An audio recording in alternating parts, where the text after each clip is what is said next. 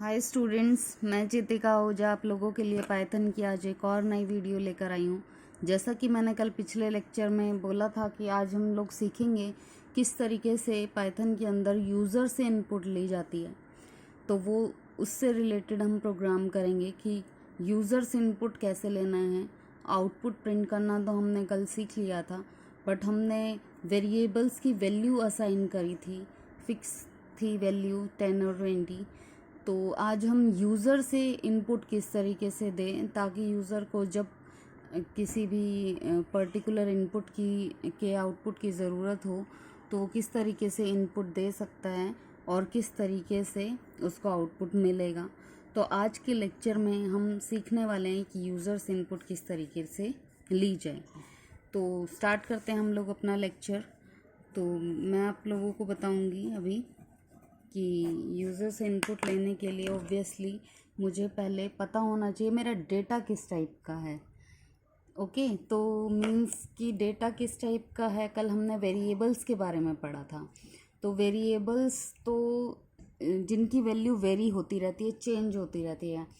तो मैं data types के बारे में बताना चाहूँगी। उन वेरिएबल में जिस टाइप का हम डेटा डालते हैं या असाइन कराते हैं या इनपुट कराते हैं उसे डेटा टाइप बोला जाता है। ओके, मीन्स कि आप किस तरीके का डेटा एक वेरिएबल को असाइन करा रहे हैं।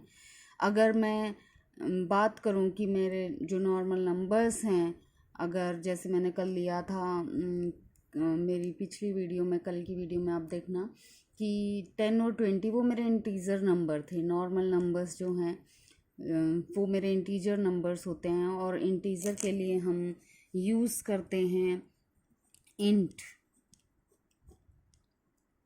तो हम पढ़ेंगे इंटीजर, तो इसके लिए हम यूज़ करते हैं इंट।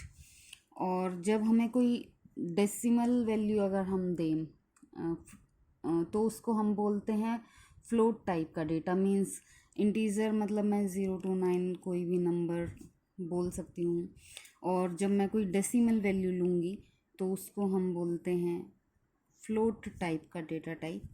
फ्लोट के लिए हम लोग फ्लोट ही यूज़ करते हैं। जैसे मैं अगर फॉर एग्ज़ाम्पल आप लोगों को बताना चाहूँगी कि अगर मैं लिखूँ 4.5, जहाँ पर हम वैल्यू में कोई डेसिमल वैल्यू है हमारी, तो उस टाइप के डेटा को हम बोलते हैं फ्लोट। और कैरेक्टर जब हम A to Z means A to Z, अगर हम किसी कैरेक्टर्स को एंटर करा रहे हैं तो वो कैरेक्टर टाइप का डेटा होगा। ओके, तो मैं डेटा टाइप आपको इसलिए बता रही हूँ कि जब हम यूज़र से वैल्यू एंटर करवाएंगे तो हमें पता होना चाहिए कि हमें किस टाइप की वैल्यू एंटर करानी है। इंटीजर टाइप की करानी है, फ्लोट टाइप की करानी है, या कैरेक्टर टाइप की करानी है। तो आज हम एक और एग्ज़ाम्पल लेते हैं। तो आज हम प्रोग्राम करते हैं कि हम एरिया ऑफ रेक्टेंगल कैलकुलेट कर लेते हैं, जिससे हमें पता लगेगा कि यूज़र से इनपुट हम किस तरीके से ले रहे हैं।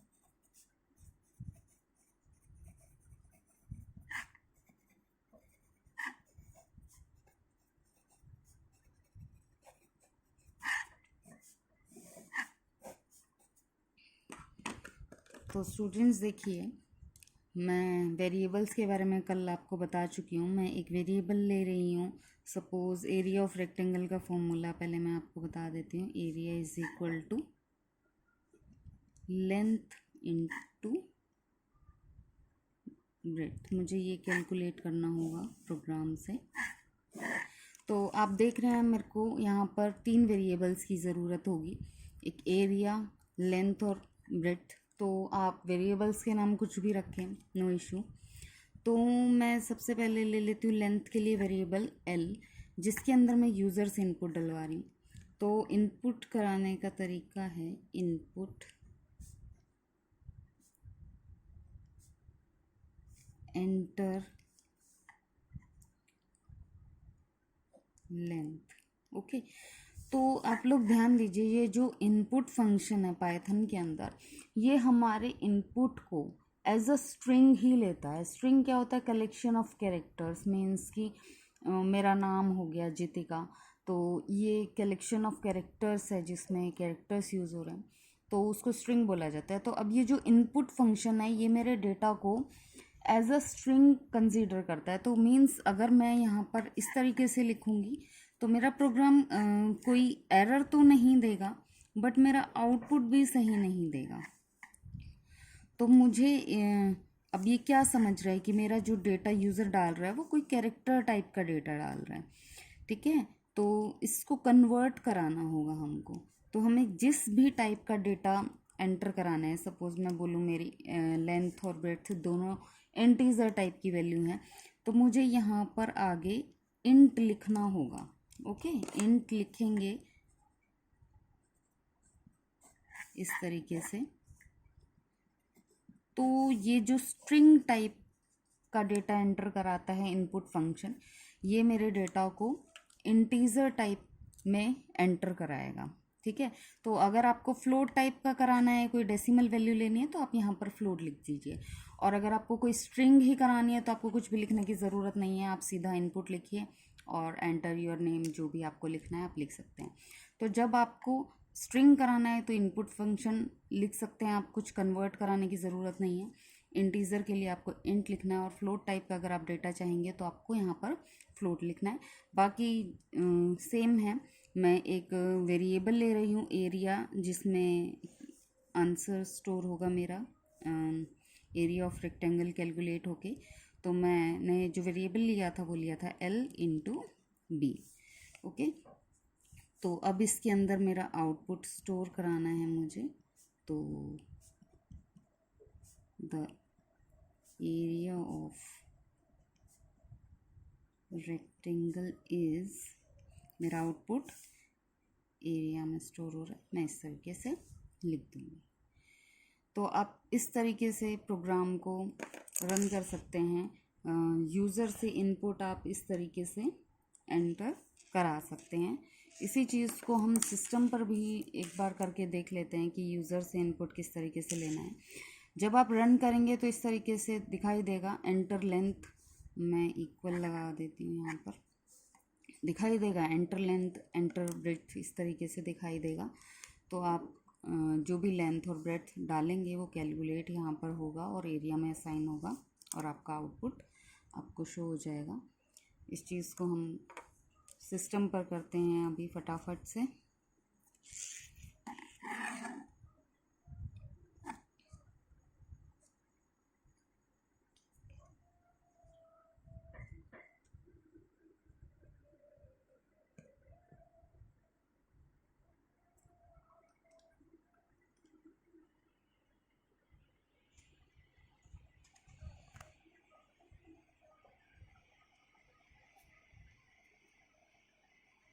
स्टार्ट हो रहा है, थोड़ा टाइम ले रहे हैं।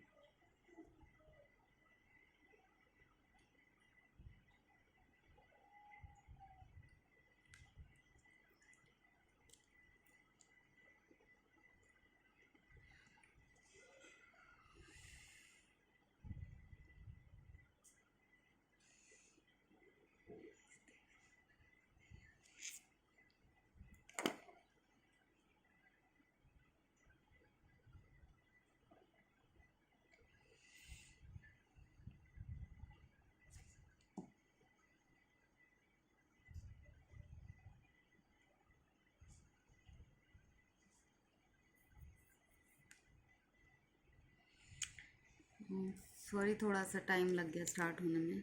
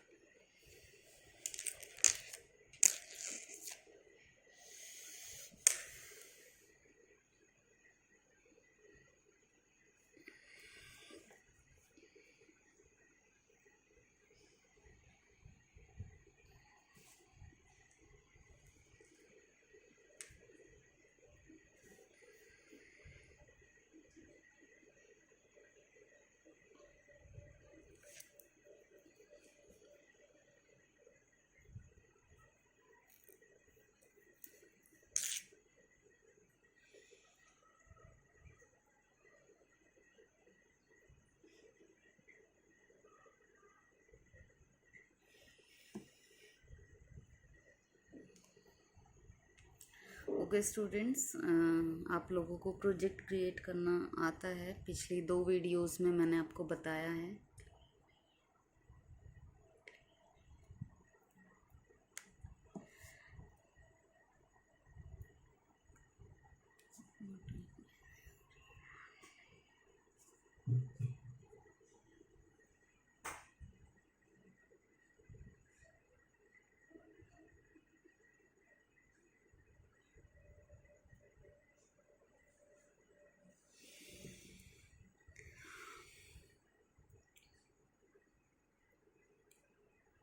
कल ये हमने प्रोग्राम बनाया था सम का, इसी के नीचे हम बना लेते हैं। एक चीज़ और ध्यान रखिएगा कि पाइथन के अंदर अगर आपको किसी चीज़ के लिए कमेंट बनाना है तो आप लोगों को हैश लगाना होगा, जैसे बाकी लैंग्वेजेस में स्लैश यूज़ करते हैं। हम लोग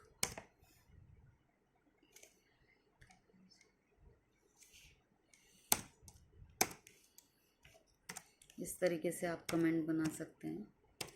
programme for area of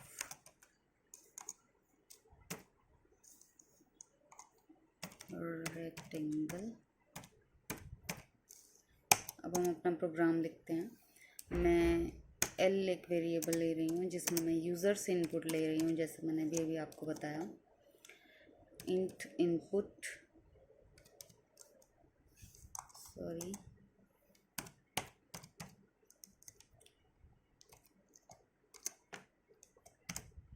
enter length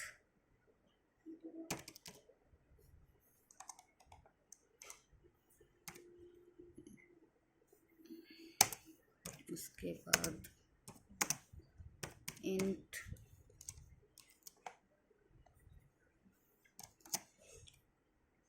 input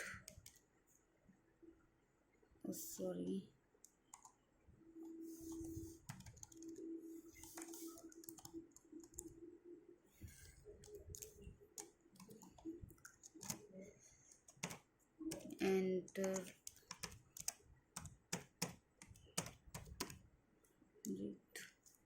और हम इक्वल लगा लेते हैं थोड़ा प्रेजेंटेशन के लिए। Okay, area is equal to length into breadth. अब हम अपना आउटपुट प्रिंट करा लेंगे।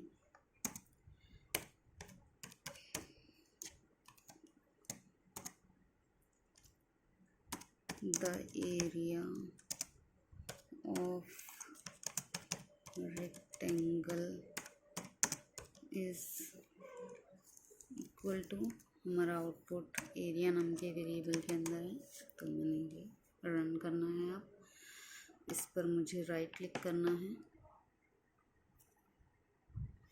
ओके, यहाँ पर प्रोग्राम का नाम आ रहा है रन सम। ओके, तो यहाँ पर आप देख सकते हैं आउटपुट में यूज़र अब एंटर कराएगा, जो कि हमने कल फिक्स किया हुआ था। तो मुझे अब वैल्यू एंटर करानी है। तो सपोज़ मैं एंटर करा देती हूँ 5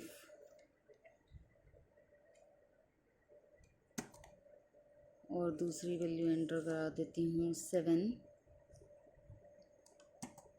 तो ये देखिए 5 × 7, the area of rectangle is 30।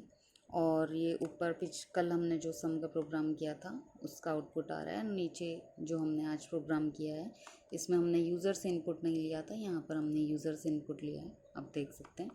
तो इस तरीके से यूज़र से इनपुट आप एंटर करा सकते हैं पाइथन के अंदर।